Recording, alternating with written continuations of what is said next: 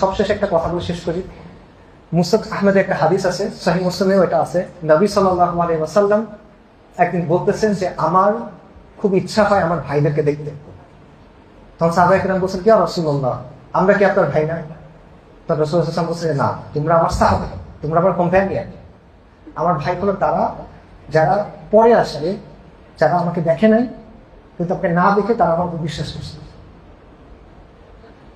এবং রাসূলুল্লাহ বলছেন, সহিহ মুসলিমের হাদিসে এটা আছে, রাসূলুল্লাহ বলছেন যে হাউজের কাউসারে রাসূলুল্লাহ সাল্লাল্লাহু আলাইহি ওয়াসাল্লাম এই মানুষগুলোকে চিনবেন, দেখি চিনবেন তাদেরকে।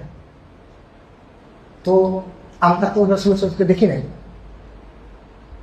আমরা না দেখে রাসূলুল্লাহ বিশ্বাস করছি। তো বিশ্বাস যেহেতু করছেন, ঠিক মতো করেন, রাসূলুল্লাহকে ফলো করার কথা যেহেতু বলছেন, ঠিক মতো করেন সাল্লাল্লাহু আলাইহি ওয়াসাল্লাম,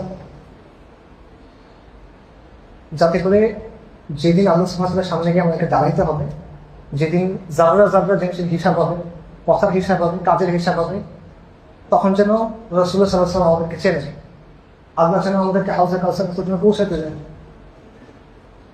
ওই দিন যেন রাসূলুল্লাহ সাল্লাল্লাহু আলাইহি ওয়াসাল্লাম উম্মত হিসেবে আমরা আমাদের আখিরাতের জায়গাটা যাইতে পারি। এটা যদি না হয়, আর কোনো কিছু করে তার আসলে কোনো লাভ নেই। আলাম ইয়া'নি লিল্লাযিনা আমানু আন তাখশা কুলুবুহুম বিযিকরিল্লাহ। মুমিনদেরকে এখনো সময় হয় না আল্লাহর স্মরণে অন্তরগুলো বিগলিত হওয়া।